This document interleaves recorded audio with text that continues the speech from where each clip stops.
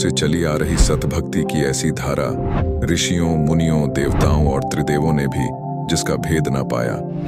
भक्ति तो सभी करते हैं।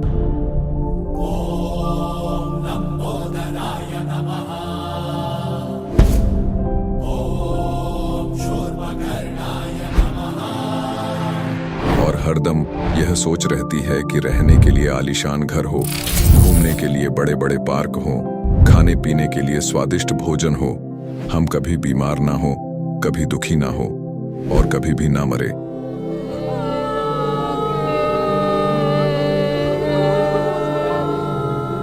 हरदम मौज मस्ती में रहे।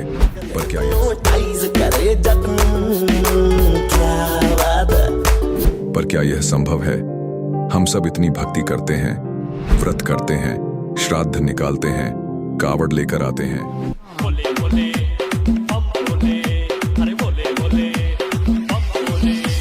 मंदिरों में जाकर मूर्ति पूजा करते हैं,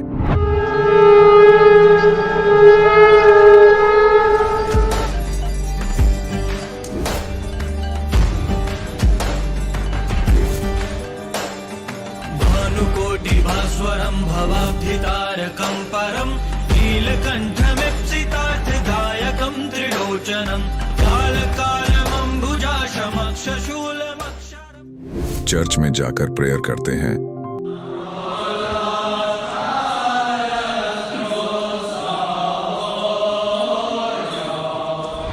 मस्जिद में जाकर नमाज अदा करते हैं,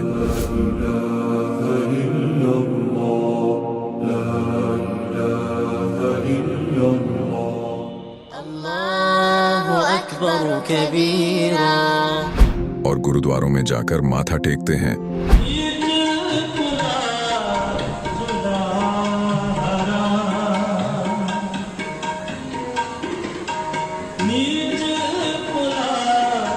फिर भी दुखी क्यों है? लेकिन क्या आप जानते हैं वो कौन सी भक्ति है? वो भक्ति जिसने मीरा को जहर से बचा लिया, ध्रुव और प्रहलाद की रक्षा की, अंधे को आंखें और बहरे को कान दिए, कोढ़ी को काया दी, दुखियों को सुखी जीवन दिया, मरने वाले को जीवन दान दिया और लाइलाज बीमारियों को दूर किया। जब संत रामपाल जी महाराज जी से दीक्षा ले ली थी, उसके बाद जब उनका कुछ विद इन मंथ कैंसर में राहत मिली। जैसे हम लोग परमात्मा का आदेश आया, हम लोग हॉस्पिटल गए और ऑपरेशन कराया। भगत जी 1 रुपया का भी दवाई माता जी को खाना नहीं पड़ा, और जो डॉक्टर कैंसर है बताते थे, वही डॉक्टर के मुख से हमने ये सुना भगत जी कि ये चमत्कार कैसे हो गया। तो हॉस्पिटल में दिखाया तो कैंसर घोषित कर दिया डॉक्टर ने यहाँ। तो फिर इसके इलाज के लिए घूमे, इलाज भी नहीं हुआ, तो फिर घर पे थक के बैठ गए। कैंसर के लिए जिंदल हॉस्पिटल में रहा, उसके बाद सपड़ा हॉस्पिटल में रहा, उसके बाद जयपुर में दिखाया, उसमें कोई इलाज नहीं हुआ। संत रामपाल जी महाराज जी ने चरणामृत प्रसाद दिया और आशीर्वाद दिया और भक्ति ज्ञान दिया, और उसके बाद मैं तंदुरुस्त हूँ। हर दिन में अपना सब कुछ खाता हूँ, मुझे कोई समस्या नहीं। मेरे को बीमारी ये थी सर कि ब्लड ट्यूब में मेरे को एक प्रकार का पस आ गया था और इन्फेक्शन हो गया था। उस इन्फेक्शन को डॉक्टर लोग वो कह रहे थे कि इसमें आपको ऑपरेशन करना पड़ेगा। आश्रम पहुंचने में परमात्मा का नामदान लिया और जो उन्होंने मुझे उपदेश दिया, उस उपदेश देने के बाद उन्होंने आशीर्वाद दिया। आशीर्वाद देने के बाद तत्क्षण में मेरा ये रोग वहीं के वहीं दर्द बिल्कुल ठीक हो गया। भक्ति सभी करते हैं, लेकिन उपरोक्त लाभ सिर्फ सतभक्ति से ही प्राप्त होते हैं। आज भी सतभक्ति करने वाले हजारों लाखों लोगों को शास्त्र अनुसार भक्ति का अद्भुत अनुभव प्राप्त हो रहा है।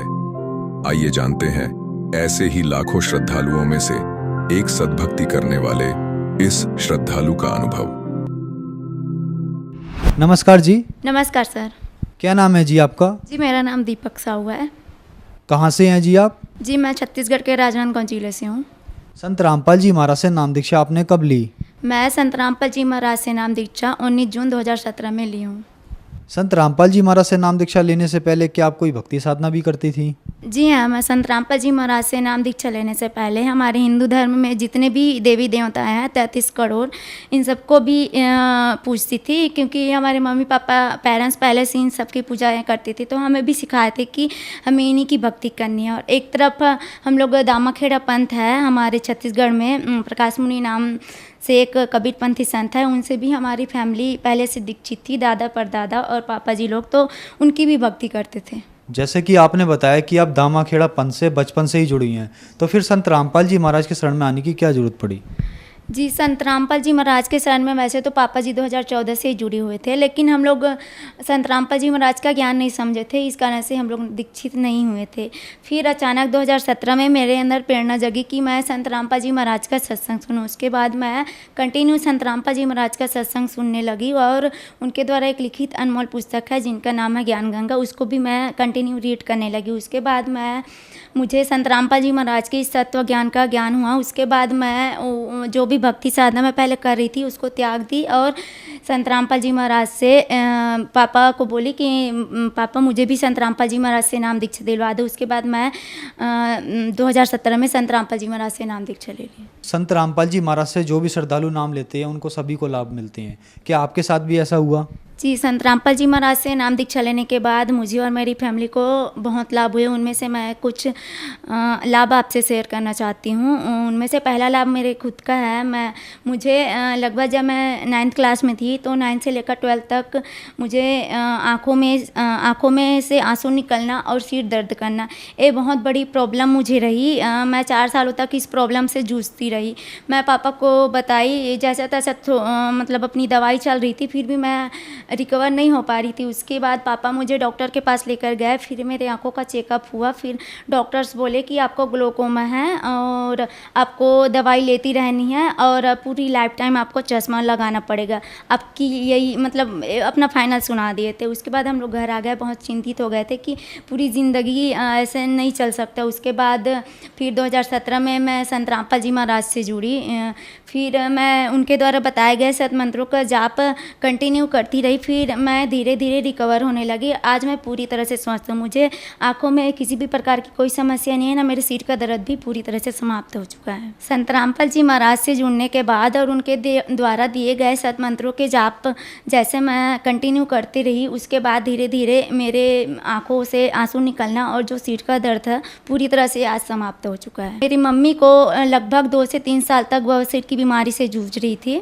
मम्मी लोकलाज में संत रामपाल जी महाराज से नाम दीक्षा ने ली थी। मैं मम्मी को बोली कि आप भी संत रामपाल जी महाराज से नाम दीक्षा ले लो। फिर मम्मी परमात्मा की दया से उन्होंने भी संत रामपाल जी महाराज से नाम दीक्षा ले ली। फिर वो भी संत रामपाल जी महाराज के द्वारा बताए गए सत मंत्रों का जाप करने लगी। फिर वो भी मम्मी की भी वो जो बवासीर की बीमारी इतनी दिनों तक ठीक नहीं हुई, इतने डॉक्टर्स को दिखा चुके थे फिर भी ठीक नहीं हो रही थी, वो संत रामपाल जी महाराज से नाम दीक्षा लेने के बाद पूरी तरह से आज समाप्त हो चुकी है। तीसरा लाभ यह है सर कि मेरे भैया को नशे की बहुत ज़्यादा लत थी और आज संत रामपाल जी महाराज से नाम दीक्षा लेने के बाद मेरे भैया की भी नशे की लत पूरी तरह से समाप्त हो चुकी है। और चौथा लाभ और सबसे बड़ा लाभ यह है कि मेरे भैया का जो छोटा बेबी है जो अभी 5 साल का है, जब वो 3 साल का था तब उसको 3 दिन तक फीवर चल रहा था उसका। फिर 3 दिन तक फीवर रहा। फिर तीसरे दिन अचानक दोपहर का समय था, आया और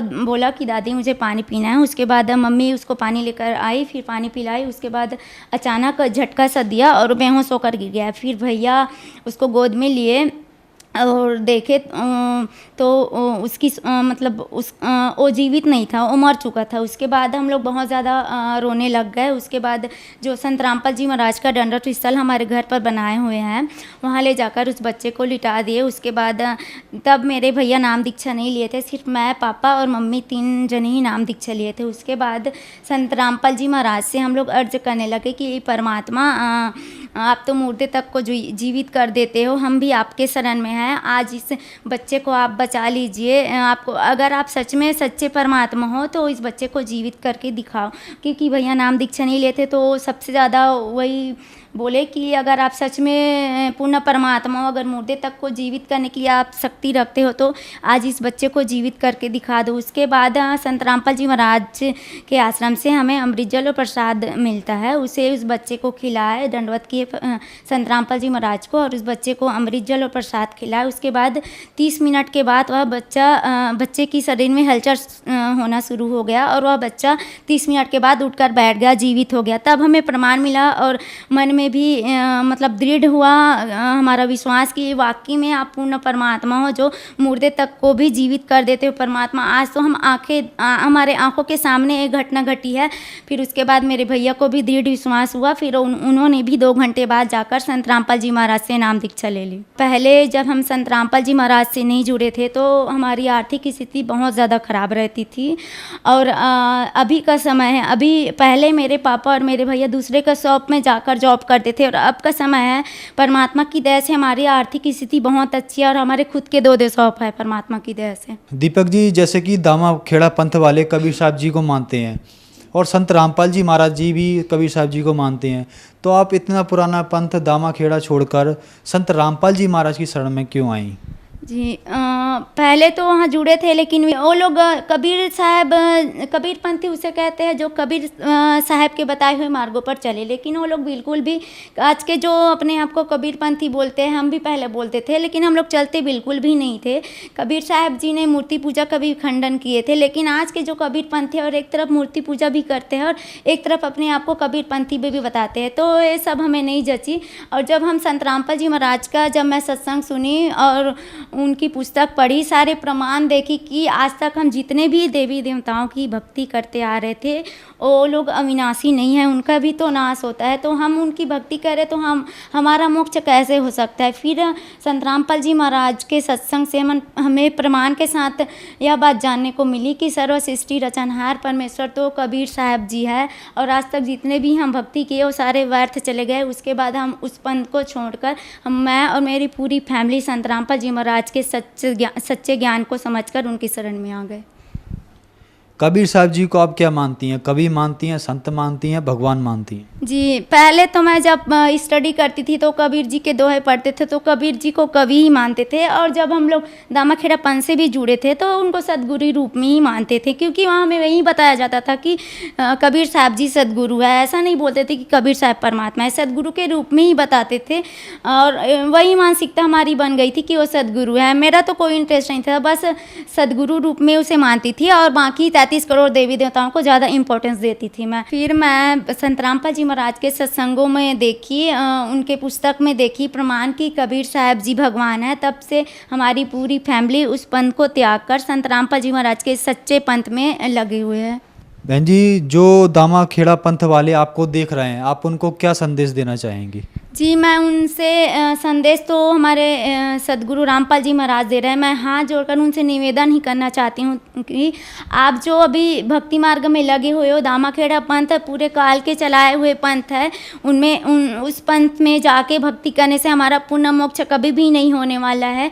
मैं आप लोगों से हाथ जोड़कर निवेदन करना चाहती हूँ कि वर्तमान समय में पुण्य परमेश्वर के अवतार संत रामपाल जी महाराज इस धरती पर आए हुए हैं, जो भक्त समाज को सभी शास्त्रों के अकॉर्डिंग पुण्य परमात्मा कबीर साहब जी की भक्ति बता रहे हैं, जिससे हमारा पुण्य मोक्ष होना संभव है। इसलिए हाथ जोड़कर यही निवेदन करना चाहती हूँ, आप उन नकली पंथों को त्याग कर संत रामपाल जी महाराज के सच्चे पंथ में आकर और उनके द्वारा बताए गए सतमंत्रों का जाप करके आप अपने जन्म मरण के दीर्घ रोग से मुक्ति पाओ।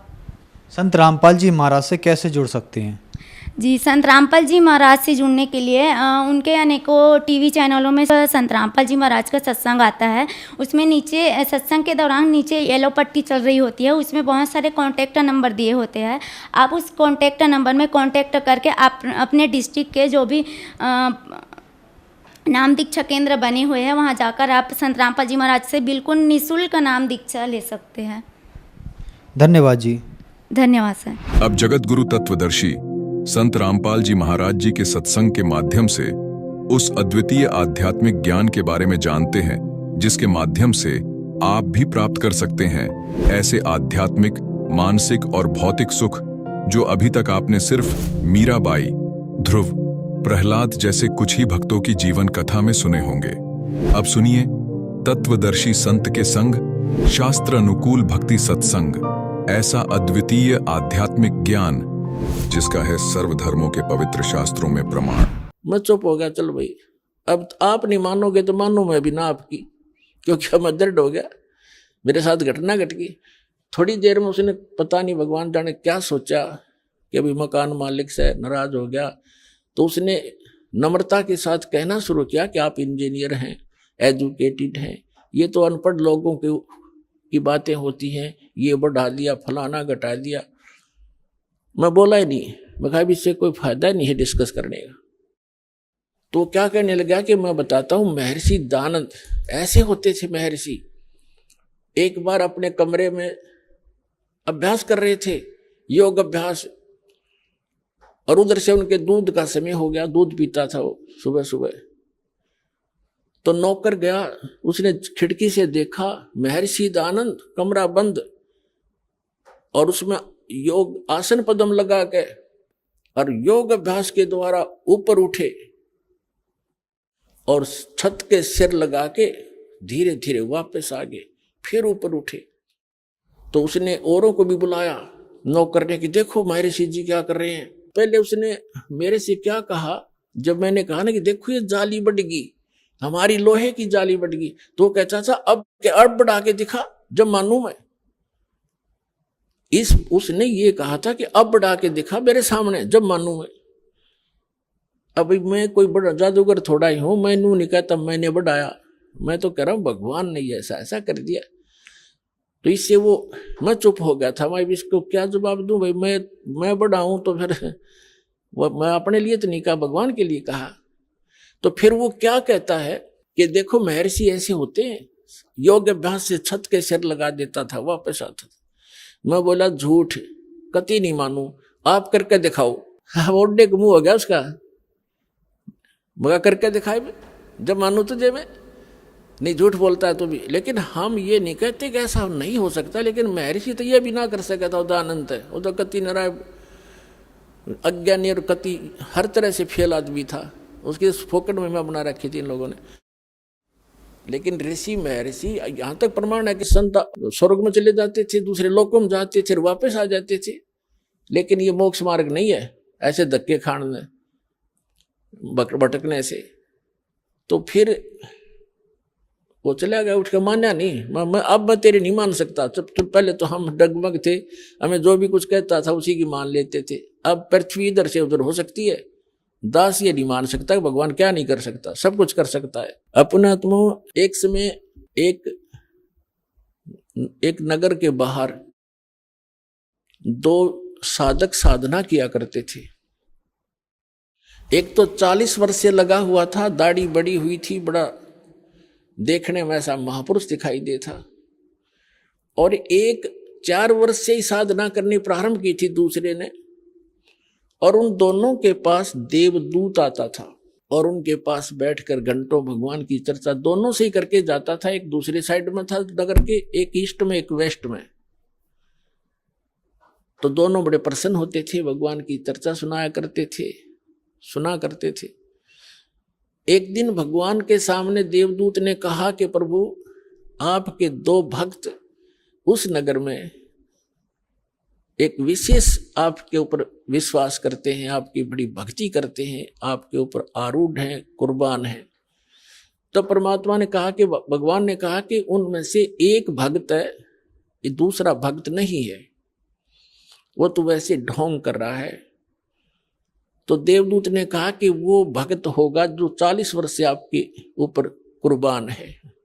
पर भगवान ने कहा कि नहीं, जो 4 वर्ष से लगा है ना वो है भक्त। अब ये देवदूत का बात गले उतरे नहीं कि वो 4 साल से लगा रहे, 40 वर्ष से मालिक के नाम पर बैठा है, सब कुछ घर त्याग रखा है। तो भगवान ने उसके मन की वृत्ति जानकर कहा कि देवदूत क्या मेरी बात पर विश्वास नहीं हुआ?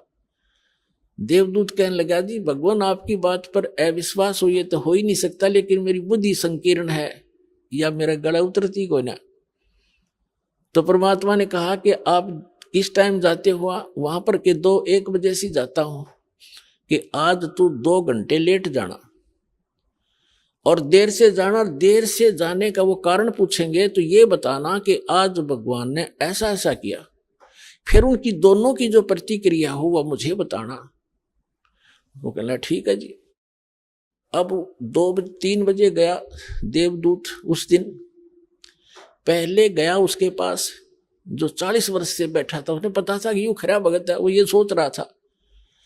अब उसने भी कारण जाना कि देवदूत आज तो बहुत लेट आए, क्या बात हुई, आपकी इंतजार कर रहा था, चर्चा करते भगवान की, अच्छा टाइम पास होता था।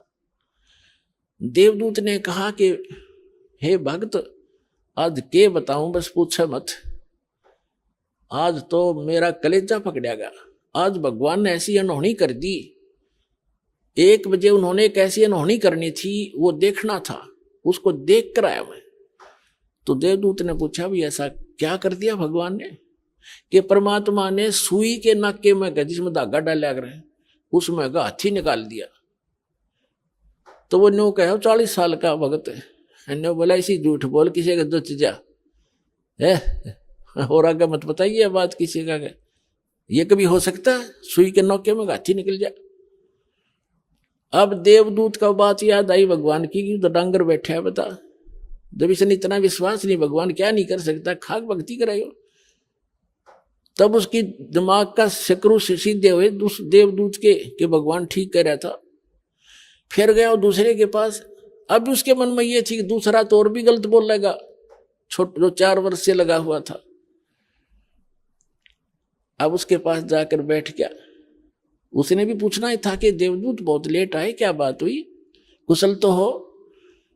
उसको उन्होंने भी उसको वैसे ही बताया कि ऐसे ऐसे परमात्मा ने एक लीला करनी थी 1 बजे, और मैं उसको देखने के लिए रुक गया। तो उन्होंने पूछा क्या लीला थी बताइएगा, कि भगवान ने तो कमाल कर दिया। अब बताऊं तो किसी का जचे नहीं, शर्म आवा मुझे, आम आदमी मानता नहीं। अब क्या बात बता तो फिर भी कि भगवान ने सुई के नाके में का हाथी निकाल दिया। वो भगत कहता है 4 वर्ष का, बस इसी को आश्चर्य मान रहा है। भगवान निकाल दे सारी पृथ्वी ने सुई के नाके में गए।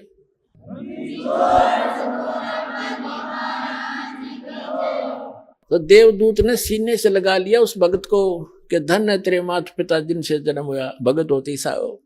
तो पुण्यात्माओं, इस भक्ति मार्ग में इम्पॉसिबल चीज नहीं होती और अविश्वास नहीं होना चाहिए। सतगुरु जो चावे सो कर ही, 14 कोट दूत जम डर ही, ऊत भूत जम त्रास निवारे और चित्रगुप्त के कागज फाड़े। बोलो सतगुरुदेव।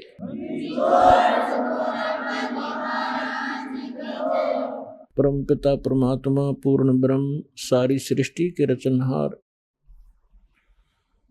सर्व के पालक पूर्ण ब्रह्म कबीर परमेश्वर जी की असीम रजा से आप सभी पुण्यात्माएं सत्संग सुनने के लिए उपस्थित हुए। जिस प्राणी के युगों युगों के पुण्य उदय हो जाते हैं,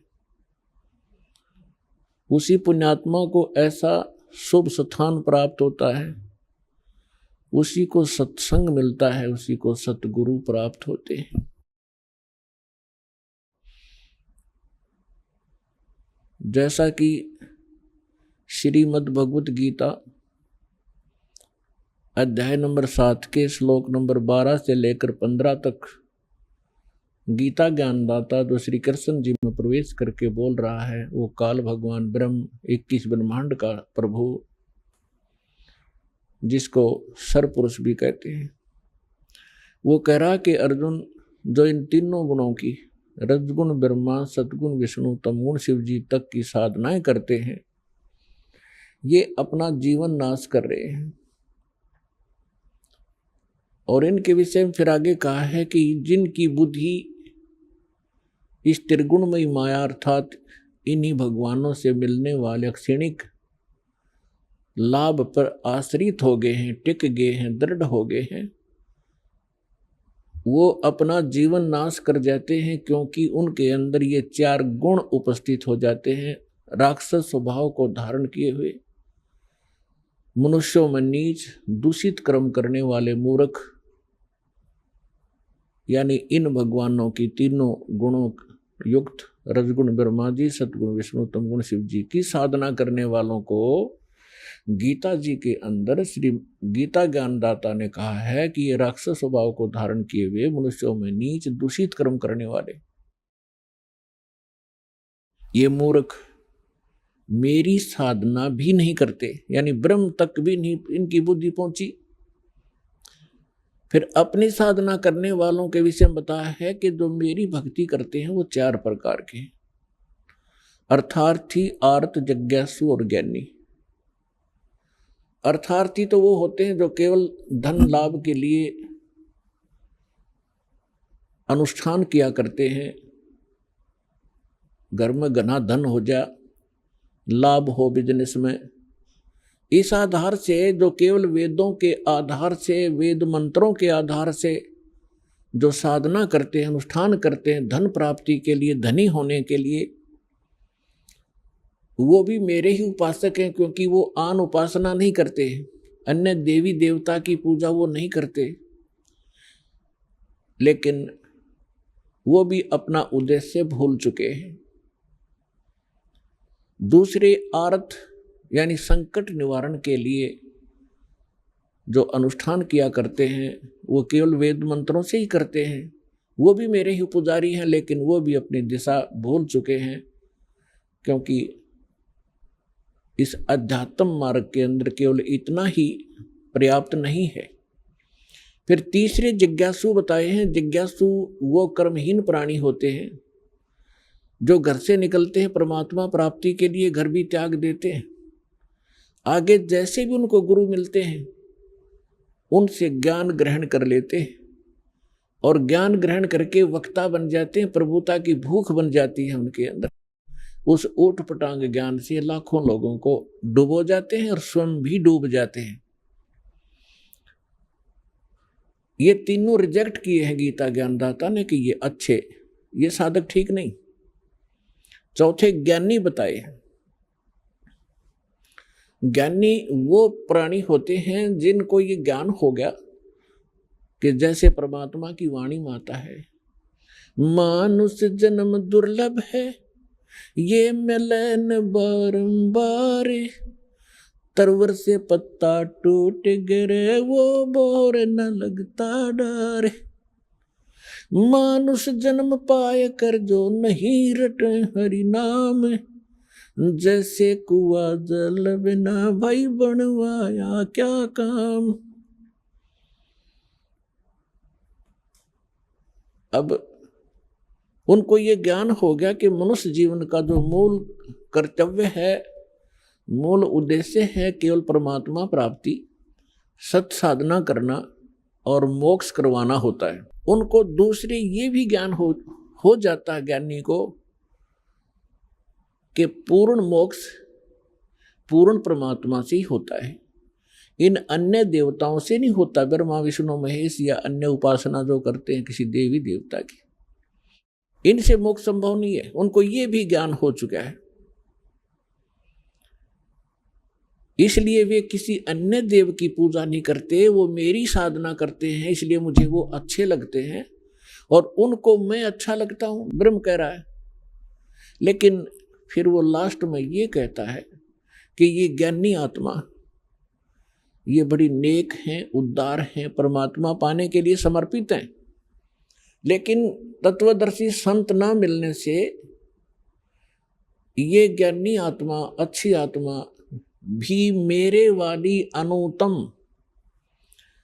श्रीमद् भगवत गीता अध्याय नंबर 7 के 16, 17, 18 में ये अपने विषय में बता रहा है।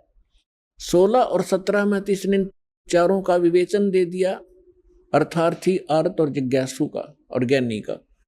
अब गीता अध्याय नंबर 7 के श्लोक नंबर 18 में ये स्पष्ट कर देता है गीता ज्ञानदाता ब्रह्म, ये काल भगवान, ये कहता है कि ज्ञानी आत्मा है तो अच्छी उदार हैं, लेकिन इनको तत्वदर्शी संत ना मिलने से ये मेरे तक ही सीमित रहे और मेरे वाली अनुत्तम, 7वें अध्याय के 18वें श्लोक में एक अनुत्तम शब्द है, अनुत्तमाम। एक तो अनुत्तम होता है, एक अनुत्तमाम, अति घटिया, एक उच्च, एक उच्चतम, सर्वोच्च सबसे घटिया मेरी साधना है, उसमें ये आश्रित हो गए। अब कहते हैं ये ज्ञानी सभी उद्धार हैं, लेकिन ये मेरे वाली घटिया में अनुत्तम अश्रेष्ठ गति में ही श्रेष्ठ रहे। ब्रह्म की साधना क्या है? ओम नाम का मंत्र। और ओम नाम से क्या प्राप्ति होती है? ब्रह्मलोक। गीता अध्याय नंबर 8 के श्लोक नंबर 13 में ये अपनी साधना स्पष्ट करते हैं कि ओम इति एकाक्षरम ब्रह्म व्यवहारण माम अनुसमरण ये परियाति तजन देहम स याति परमाम गतिम। मुझ ब्रह्म का केवल एक ओम मंत्र है, नथिंग एल्स। इसके अतिरिक्त मेरा कोई मंत्र नहीं है। और इसका अंतिम सांस तक, शरीर त्यागने तक इसका सिमरण करता हुआ जो शरीर छोड़कर जाता है वह ब्रह्मलोक को प्राप्त होता है। यानी मेरी सबसे उत्तम यानी परम गति प्राप्त होती है जो ओम से मिलने वाली है। श्री देवी भागवत 7वां स्कंद सचित्र मोटा टाइप गीता प्रेस गोरखपुर से प्रकाशित के पृष्ठ नंबर 562 और 63 पे ये निर्णय दिया है देवी जी ने। राजा हिमालय को वो ज्ञानोपदेश कर रहे हैं। वो कहती है कि मेरी साधना भी छोड़ दे जिसने मोक्ष चाहिए। और वो क्या बताती है कि ब्रह्म पाने का उद्देश्य रखो, ओम नाम का जाप करो, जिस कारण से आप उस ब्रह्म को प्राप्त हो जाओगे जो ब्रह्मलोक में रहता है। यानी ओम नाम ब्रह्म का है और ब्रह्म ब्रह्मलोक में रहता है और ओम नाम का जाप करने वाले ब्रह्मलोक को प्राप्त होते हैं।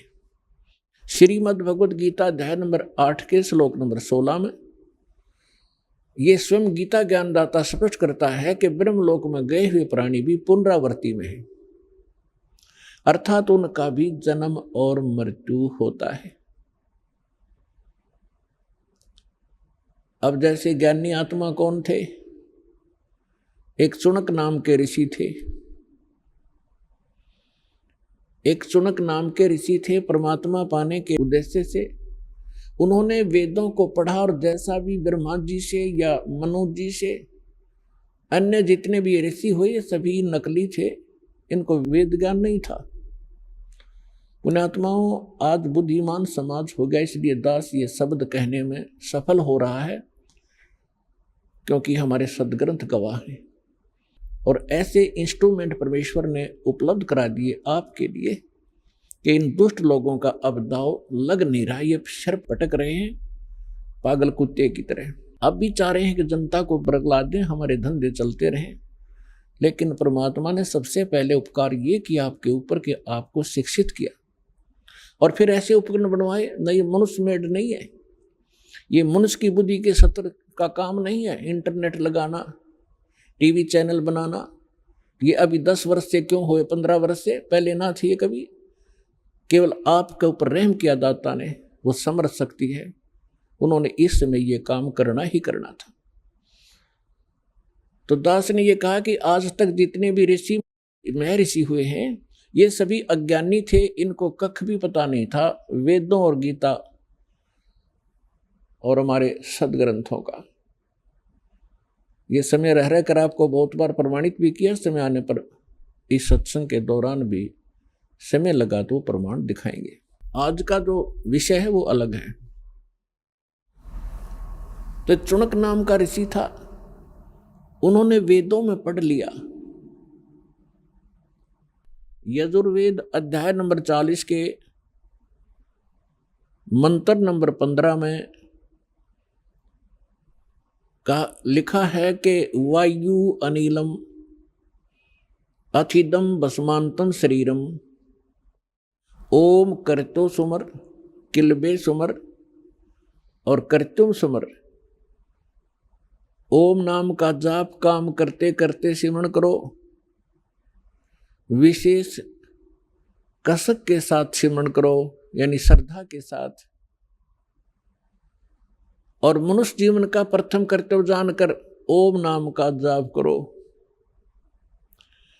अब यहाँ इन ऋषियों ने इससे निष्कर्ष निकाल दिया कि उस पूर्ण परमात्मा का ओम मंत्र है, क्योंकि वेदों में और अन्य कोई मंत्र का निर्देश संकेत नहीं है, स्पष्ट नहीं है। इसलिए इन्होंने यजुर्वेद अध्याय नंबर 40 के मंत्र नंबर 15 से ओम नाम ले लिया और ये पूर्ण ब्रह्म का मान लिया। अब ये इनकी सबसे बड़ी अज्ञानता रही है ऋषियों की। इन्होंने यजुर्वेद अध्याय नंबर 40 के श्लोक नंबर 17 को भी पढ़ा होगा, पर वो समझ नहीं सके। उसमें वेद ज्ञानदाता कहता है कि वो पूर्ण परमात्मा, पूर्ण ब्रह्म, पूर्ण पुरुष, वो तो गुप्त है, परोक्ष है, और मैं ब्रह्म हूं, मेरा ओम नाम है, और मैं ब्रह्मलोक रूपी दिव्य आकाश में रहता हूं। जैसे आसी के अंदर, ये आसी गांव है, ये शहर है आसी, वहां पर बोर्ड लगा हुआ है कि बरुवाला 30 किलोमीटर। अब कोई अनजान व्यक्ति ये समझ बैठे कि इस बोर्ड पे लिखा बरुवाला, और वहीं बैठ जा थैला धर के कि आ गया बरुवाला। उस पे लिखा है वो बरुवाला तो आगे 30 किलोमीटर है। तो इसी प्रकार इन ऋषियों ने यजुर्वेद अध्याय नंबर 40 के मंत्र नंबर 15 से ये मान लिया कि ये पूर्ण परमात्मा का है, लेकिन उन्होंने आगे नहीं देखा कि 30 किलोमीटर और भी लिख रखा है। वो तो आगे है, वो तो हांसी तहसील है, हांसी शहर है। तो उसमें यजुर्वेद अध्याय नंबर 40 के श्लोक नंबर मंत्र नंबर 17 में स्पष्ट किया हुआ है कि वो परमात्मा तो गुप्त है, और मैं ब्रह्म हूं, मेरा ओम नाम है, मैं ब्रह्मलोक में रहता हूं। और यजुर्वेद अध्याय नंबर 40 के श्लोक नंबर 10 में स्पष्ट किया हुआ है, वेद ज्ञानदाता कहता है कि कोई परमात्मा को संभुहात बोलता है। संभुहात माने जन्म लेता है, श्री राम और श्री कृष्ण के रूप में। और कोई असंभुहात कहते हैं कि वो कभी जन्म ही नहीं लेता, अजन्मा है, अदृश्य है, निराकार है, वो कभी जन्मता ही नहीं। उसमें स्पष्ट किया है कि वो परमात्मा जन्म लेता है या नहीं लेता है, किस स्वरूप में है, कैसा है, कैसे मिलता है, उसकी जानकारी तत्वदर्शी संत बताते हैं, उनसे सुनो।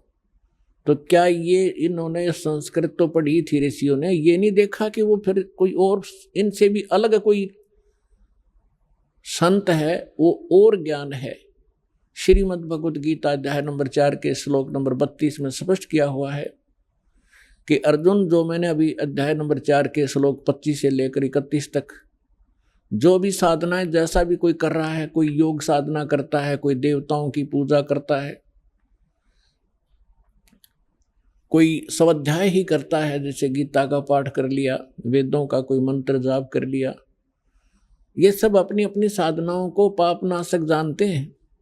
लेकिन चौथे अध्याय के 32वें श्लोक में कहा है कि इन यज्ञों की जानकारी, यज्ञ माने धार्मिक अनुष्ठानों की, सच्ची भक्ति की जानकारी सच्चिदानंद घन ब्रह्म ने अपने मुख कमल से बोली है, वो वाणी उसके अंदर विस्तार के साथ कही गई है, वो तत्व ज्ञान है। यहां इन अनुवादकर्ताओं ने, गीता अनुवादकों ने एक बहुत भारी भूल कर रखी है। गीता अध्याय नंबर 4 के श्लोक नंबर 32 में एक ब्रह्मणे मुखे शब्द है। यहां इन्होंने ब्रह्मणे का अर्थ कर दिया वेद की वाणी, ब्रह्मणे मुखे। वेद की वाणी तो गीता ज्ञानदाता वेदों वाला सारांश तो बोल ही रहा है, वेद की वाणी कहाँ रही। और वेद खुद कहते हैं उसमें वो कोई और संत है, और ही ज्ञान बतावेगा, उससे सुनो। तो उसमें बताया है कि वो ब्रह्मणे मुखे का अर्थ है, ब्रह्मणे माने सच्चिदानंद घन ब्रह्म, यानी परम अक्षर ब्रह्म, पूर्ण परमात्मा इस धरती पर आते हैं अपने मुख कमल से। स्वयं ही वो यथार्थ ज्ञान अपने द्वारा रची हुई सृष्टि को सही सही बताते हैं, और यथार्थ साधना, धार्मिक अनुष्ठानों की जानकारी भी वो स्वयं ही बताते हैं, बोल बोल के सुनाते हैं। वो सच्चिदानंद घन ब्रह्म की वाणी कहलाती है। वो तत्व ज्ञान है। इब गीता अध्याय नंबर 17 के श्लोक नंबर 23 में भी यो ब्रह्मणे शब्द है। वहां इन अनुवादकों की बुद्धि विचलित नहीं हुई, वहां अर्थ ठीक कर दिया। ओम तत्सत इति निर्देश ब्रह्मणे त्रिविध समर्थ ब्राह्मणा तेन वेदा च यगा विहिता पुरा। उसमें ये ब्रह्मणे शब्द है, वहां इन्होंने सही अर्थ किया है। ब्रह्मणे माने सच्चिदानंद घन ब्रह्म, यानी पूर्ण परमात्मा, परम अक्षर ब्रह्म की साधना का, उसकी प्राप्ति के लिए 3 मंत्र के जाप का निर्देश है। ओम तो ये ब्रह्म का, सरपुरुष का, और तत् ये सांकेतिक है, और सत्य भी कोड वर्ड है। तत् जो है ये अक्षर पुरुष का है, और सत्य जो गुप्त है वो परम अक्षर ब्रह्म सच्चिदानंद घन ब्रह्म का मंत्र है। इन तीनों के मंत्र के जाप से उस परम अक्षर ब्रह्म की प्राप्ति होती है। तो जो दास आपको बताने जा रहा था कि आप कितने पुण्यकर्मी प्राणी हैं और कितने पूर्व जन्म के शुभ संस्कारों से युक्त हैं, जो आप सतलोक आश्रम बरवाला जिला हिसार हरियाणा में पहुंचे। उसके लिए ये सब भूमिका बता रहा हूं आपको, इतना प्रमाण दे करके आपकी बुद्धि सेट होगी कि सचमुच हमारा कोई सौभाग्य ही उदय हुआ है, शुभ कर्म ही हमारे साथ है जो ऐसे पवित्र स्थल पर लाया है। अब गीता अध्याय नंबर 4 के श्लोक नंबर 32 में तो स्पष्ट कर दिया कि उस सच्चिदानंद घन ब्रह्म ने अपने मुख कमल से जो ज्ञान दिया वो यथार्थ ज्ञान है, उसको तत्व ज्ञान कहते हैं। चौथे अध्याय के 34वें श्लोक में कहा कि उस तत्व ज्ञान को तू तत्वदर्शी संतों के पास जाकर समझ। जो परमात्मा आकर ज्ञान देता है वो मुझे ज्ञान नहीं, कौन कहता? गीता ज्ञानदाता श्री ब्रह्मा, श्री विष्णु, श्री शिव जी के पूज्य पिताजी।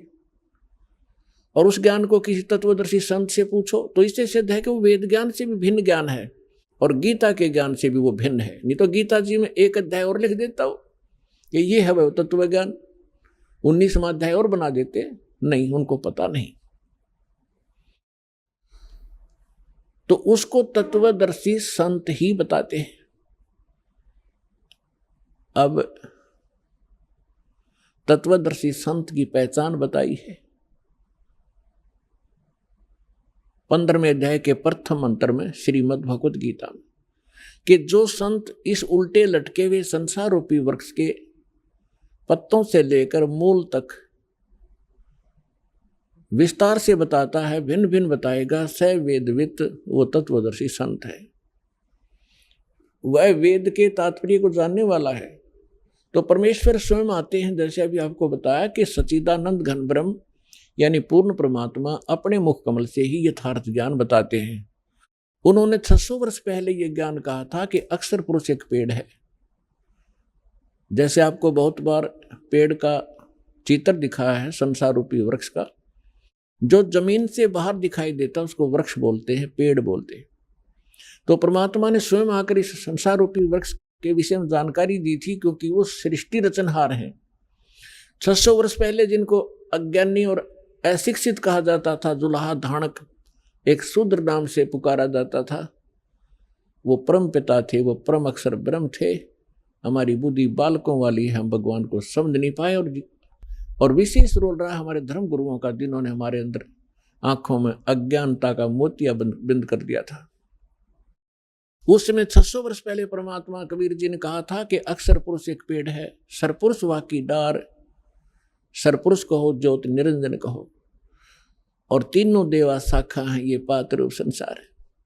और मूल स्वयं है। वो मूल बताने के लिए इस दास की सेवा दी है कि वो मूल कौन है। गीता अध्याय नंबर 15 के श्लोक नंबर 16 और 17 में 3 पुरुष हैं, सरपुरुष, अक्षर पुरुष। और 17वें श्लोक में कहा कि उत्तम पुरुष तो अन्य परमात्मा इति उदाहरत है, यह लोकतरम आविष्य विवर्ती अवैश्वर है। वो परम अक्षर ब्रह्म है और वही तीनों लोकों में प्रवेश करके सबका धारण पोषण करता है। वो वास्तव में अविनाशी भगवान है। तो कहने का तात्पर्य यह है कि फिर तत्वदर्शी संत की पहचान क्या है? प्रथम पहचान तो यह है कि सतगुरु के लक्षण कहूं मधुरे बैन विनोद, 4 वेद 6 शास्त्र वो कहे 18 बोध। यानी वो परमात्मा का जो कृपा पात्र होगा वही सतगुरु होते हैं और वही तत्वदर्शी संत होते हैं, और वो सभी सदग्रंथों के यथार्थ ज्ञान से युक्त होते हैं। तो परमात्मा तो सारे सब कुछ जानकार हैं, सर्वज्ञ हैं, और फिर इस दास को वो ज्ञान युक्त बनाकर आप पुण्यात्माओं पर मेहर की परमेश्वर ने। अब जो प्रसंग चल रहा है, तो इन ऋषि महर्षियों ने वो तत्वदर्शी संत सतगुरु नहीं मिले, और इन्होंने स्वयं निष्कर्ष निकाल लिया कि ओम नाम का जाप सबसे उत्तम है और यही परम मंत्र है। इन्होंने आसी को बरवाला मान लिया और बोर्ड के पास बैठ गए। आगे नहीं पड़ा कि 30 किलोमीटर और है आगे, वो है वस्तु जहां सत्संग होता है। अब दया करी है दाता ने इस दास के ऊपर कि 30 किलोमीटर आगे ये रास्ता है और वहाँ ऐसी सुविधाएं प्राप्त हैं, ऐसा ज्ञान प्राप्त है। तो क्या है वो, तो इन ऋषियों को ज्ञान हुआ नहीं। चुनक जैसे ऋषि, वो महापुरुष परमात्मा पाने के लिए तड़फ उठे। उनको ये ज्ञान हो गया कि इन देवी देवताओं की पूजा से कोई बनने वाला नहीं है, और उनको ये ज्ञान हो गया कि पूर्ण परमात्मा से ही पूर्ण मोक्ष होगा। उनका दुर्भाग्य था कि उनको तत्वदर्शी संत ना मिलने से उन्होंने ब्रह्म को और उसके ओम नाम को सुप्रीम गॉड मान लिया और श्रेष्ठ परम मंत्र मान लिया। ओम नाम का जाप, वेदों के अंदर ओम नाम के अतिरिक्त कोई मंत्र नहीं है। श्रीमद् भगवत गीता में भी ओम के अतिरिक्त कोई मंत्र नहीं है। जितने भी ये पुराण हैं ये गॉड गिवन नहीं है, ये ऋषि महर्षियों के अपने अनुभव हैं। जैसा उन्होंने परमात्मा को जाना, जैसे उन्होंने डले डोए, वो अनुभव उसमें लिख रखा है। लेकिन जो वेद से नहीं मेल खाता वो व्यर्थ है। अब ओम नाम का जाप, उसके अतिरिक्त कोई मंत्र किसी भी ग्रंथों में नहीं है, और उसके अतिरिक्त किसी पुराणों के अंदर कोई अन्य मंत्र हैं तो वो यदि वेद से मेल नहीं खाते हैं तो हमें वो हानिकारक हैं। वो आन उपासना है, वो शास्त्र विधि को त्याग कर मनमाना आचरण होता है, जो गीता अध्याय नंबर 16 के श्लोक नंबर 23 और 24 में मना किया है कि जो शास्त्र विधि को त्याग कर मनमाना आचरण करते हैं उनको न तो कोई सुख होता है, ना कोई उनकी को सिद्धि प्राप्त होती है, और न ही उनकी परम गति होती है, अर्थात यूजलेस। इससे तेरे लिए अर्जुन कर्तव्य और अकर्तव्य की व्यवस्था में 24वें श्लोक में कहा, 16वें अध्याय के कर्तव्य और अकर्तव्य की व्यवस्था में अर्जुन शास्त्र ही प्रमाण है, किसी व्यक्ति विशेष के कहने से भ्रमित ना होना।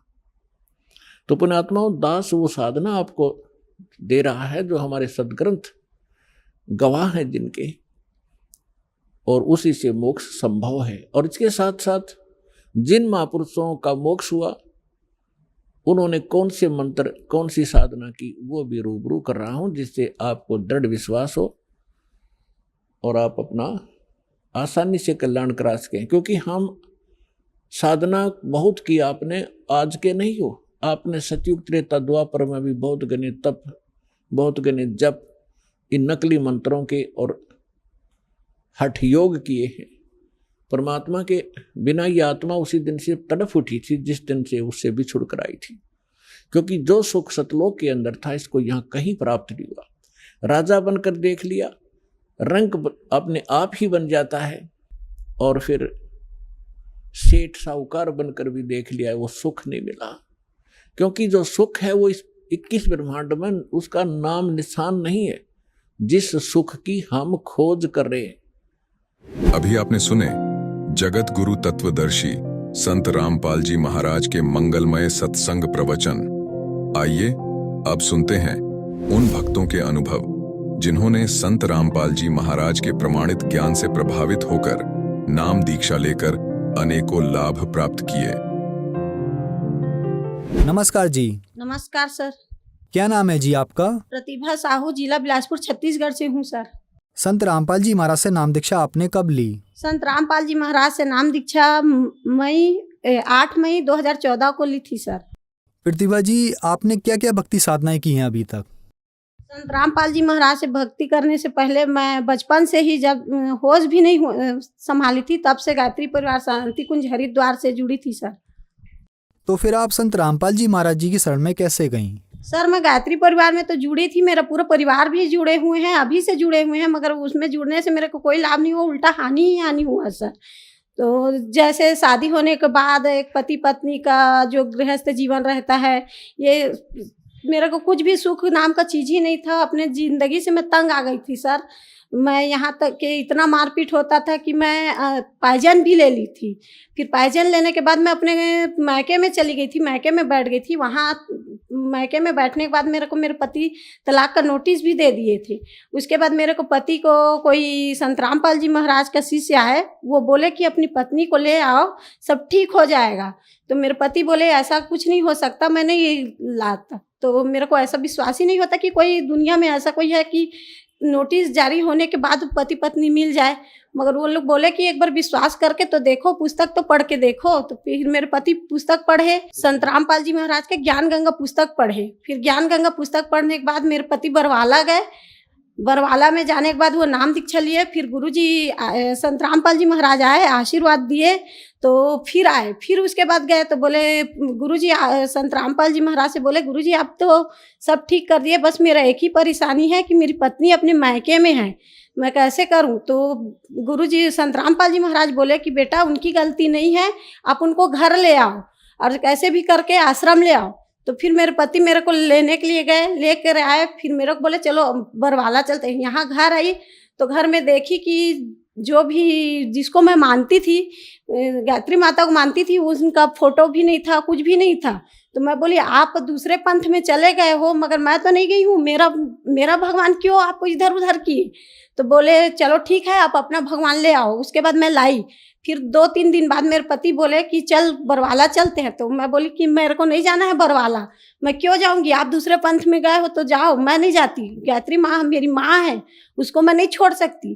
तो बोले नहीं, एक बार आप चल के तो देखो, नाम मत लेना, मगर घूमने के लिए तो चलो। तो मैं बोली ठीक है।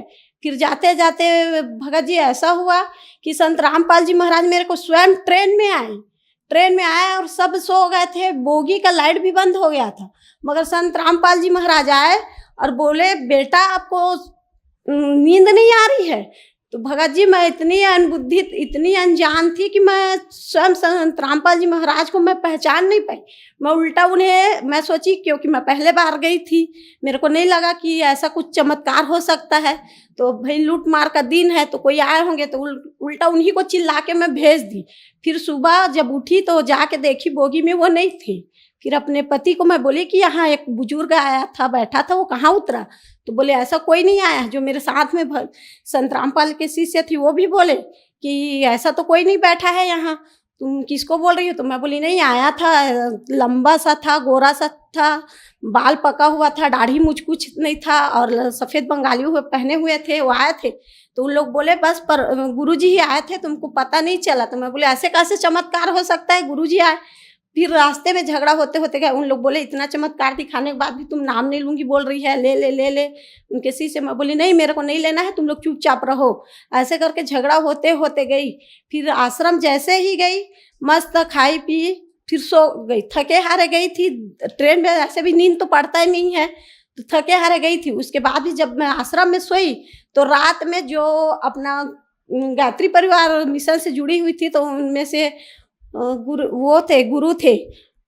तो वो गुरु आए और बोले कि बेटा, बोले कुएं के पास से प्यासा मत जाना, पानी पी कर ही जाना। तो मैं बोली अरे ये कैसे बोल रहे सर। अच्छा, फिर उसके बाद मैं फिर सोई तो फिर वही आवाज़ आया। तो मैं बोली है परमात्मा, मैं बोली यहाँ आई हूँ तो कुछ ना कुछ होगा, उसका कुछ तो संकेत करो मेरे को। जो ऐसा बोल रहे हैं, मेरे कान में आवाज़ आ रहा है और उठ के देखती हूँ तो कोई नहीं है। तो फिर मेरे मन में तुरंत आ गया कि नहीं, मेरे को नाम लेना ही है। फिर उसके बाद सुबह 4 बजे, थके हारे थी, सब सोए थे, फिर भी मैं 4 बजे उठी और उठ के नहा धो के तैयार होके आ गई। फिर अपने पति बोली कि मैं भी नाम लूँगी। मेरे पति बोले अरे ऐसा क्या चमत्कार हो गया जो आप नाम लेना चाहती हो, कल तक तो झगड़ा करते आई है। तो मैं बोली नहीं, मेरे को लेना है, यानी लेना है। फिर उसके बाद नाम 2014 में फिर नाम ले लिया, 8 मई 2014 में संत रामपाल जी महाराज से। संत रामपाल जी महाराज से नाम दीक्षा लेने के बाद आपको क्या लाभ मिले? भगत जी संत रामपाल जी महाराज से नाम लेने के बाद इतना लाभ मिले कि शायद बताने के लिए दिन भी छोटा पड़ जाए, मगर इतना थोड़ा बहुत बता सकती हूँ। भगत जी जो मेरा यहाँ किडनी है, वो किडनी में हमेशा यानी 1 माह 2 माह में इतना ज़्यादा दर्द होता था कि मैं खड़ी थी तो खड़ी ही रहती थी, सोई थी तो सोई रहती थी, यानी पता नहीं इतना। और आंसू मेरे को रोते देखकर मेरे बच्चे भी रोते थे। कितना भी रात रहे उन लोग तुरंत डॉक्टर लेके आते थे, मगर कुछ भी नहीं होता था। बस सुई हुई दे के जाते थे, दवा देते थे, ठीक रहती। फिर उसके बाद 1 माह 2 माह में वैसे ही होता था। मगर जब से संत रामपाल जी महाराज से दीक्षा ली हूँ, पता नहीं वो कहाँ गायब हो गया है कि अब ऐसा लगता है कि मेरा कुछ बीमारी ही नहीं है। और दूसरा लाभ ये है कि मेरी गुड़िया है, वो अभी 16 साल की हो चुकी है। तो वो कक्षा 3री में पढ़ रही थी, तब ऐसा हुआ कि वो प्रेत बाधा का हो गया। वो जैसे ही घर से निकलती थी तो जाती तो मस्त थी, क्योंकि पढ़ने में होशियार है, तो जाती थी मस्त। उसके बाद जाने के बाद वो घर तुरंत रिटर्न आ जाती थी, बोलती थी कि मेरे पीछे कोई है, मेरे पीछे कोई है। इतना ज़्यादा प्रेत बाधा हो गया था हम लोग को, यानी कि हमारे घर में अच्छे से रह भी नहीं पाते थे। कोई ना कोई कुछ ना कुछ टोना जादू लगा ही दिए रहते थे। ये सब ठीक हो गया। मेरा बच्चा है सर, वो अभी 14 साल का है। वो उसके पेट में गांठ बन गया है कंठी माला जैसे। तो उसको वो आया स्कूल से और गिर गया, हम लोग को पता भी नहीं था, तो गिर गया। फिर उसके बाद गिरने के बाद हम लोग डॉक्टर के यहाँ ले गए, एक्सरे वगैरह कराए। डॉक्टर बोले कि इसके पेट में गांठ है और ऑपरेशन से ही ठीक होगा। पूरा पेट में कंठी माला जैसे पूरा माला रहते हैं, गुथाए रहते हैं, वैसे ही गुथाया हुआ है। तो ये जब 18 साल का होगा तब इसका ऑपरेशन होगा, वरना नहीं होगा, ठीक नहीं होगा। और कुछ भी खाएगा तो शायद ये बचेगा, ऐसा टाइप का बोले। तो हम लोग परेशान हो गए थे, मगर गुरुजी के से मेरा बच्चा भी नाम लिया था, तो हम लोग बोले बेटा जो नाम मिला है वो नाम कर, अच्छे से नाम कर, अच्छे मर्यादा में रह के भक्ति कर, फिर बाकी पर गुरुजी सब संभाल लेंगे संत रामपाल जी महाराज करके। तो आज मेरा बेटा इतना तंदुरुस्त हो गया है कि मोहल्ले में सबसे अच्छा, सबसे तंदुरुस्त और सबसे हट्टा कट्टा मेरा बेटा ही है। मैं एक मिल चलाती हूँ सर, धान कूटने वाला। तो मैं बोली कि मेरे पति फेरी में जाते हैं, तो मैं बोली गुरुजी से कि हे गुरुजी, मैं बोली कि अभी का दिन है और कपड़ा बेचते हैं दिन भर, तो कभी बिक जाता है तो ठीक है, और कभी नहीं बिकता है तो भी, तो मैं कब तक ऐसी मिल चलाऊंगी। गुरुजी आप कुछ तो करिए, चमत्कार हो सके तो मेरा बड़ा वाला मिल कर दीजिए, जिससे कुछ तो घर में होगा, आमदनी आएगा, तो अच्छे से आपकी सेवा भी कर पाएंगे ऐसे करके। तो गुरुजी 8 लाख का जो राइस मिल है, जो 8 लाख का प्रोजेक्ट है, उसको परमात्मा पता नहीं कैसे हम लोग को कहाँ से मिला दिए। कुछ पैसा मेरे मायके से दिए, कुछ अपने मित्रों से लिए, और कुछ पैसे ऐसे ही पता नहीं कहाँ से हो गया कि हम लोग का 8 लाख का प्रोजेक्ट यूं ही चुटकी में ही पर गुरुजी संत रामपाल जी गुरुजी यूं ही चुटकी में ही लगवा दिए। जैसे कि आपने बताया कि संत रामपाल जी महाराज से नाम दीक्षा लेने के बाद आपको बहुत सारे लाभ मिले, तो जो दर्शक अभी आपका इंटरव्यू टीवी पर देख रहे हैं और वो भी संत रामपाल जी महाराज से नाम दीक्षा लेना चाहते हैं, तो कैसे ले सकते हैं? सर संत रामपाल जी महाराज से नाम दीक्षा तो आप आजकल तो मोबाइल का ज़माना आ गया है, आप लोग सोशल मीडिया, ट्विटर, फेसबुक सब इसमें भी अपने जो संत रामपाल जी महाराज के शिष्य हैं वो लोग लगे हुए हैं, तो आप उनके ज़रिए से भी आप नाम दीक्षा ऑनलाइन, चाहे तो ऑनलाइन या नज़दीकी नामदान केंद्र है वहाँ से आप नाम दीक्षा ले सकते हैं। और इससे ज़्यादा आप सत्संग देखेंगे तो सत्संग में हर चैनल में आता है, तो उसके नीचे आपको एक छोटी सी पीली पट्टी दिखाई देगी सर, जिसमें संत रामपाल जी महाराज का आश्रम का नंबर रहता है, उसे आप नंबर कॉल करके आप नाम दीक्षा ले सकते हैं सर। धन्यवाद जी। धन्यवाद सर।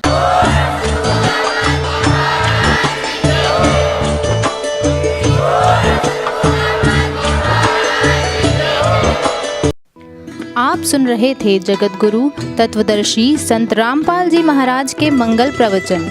अधिक जानकारी के लिए संपर्क करें।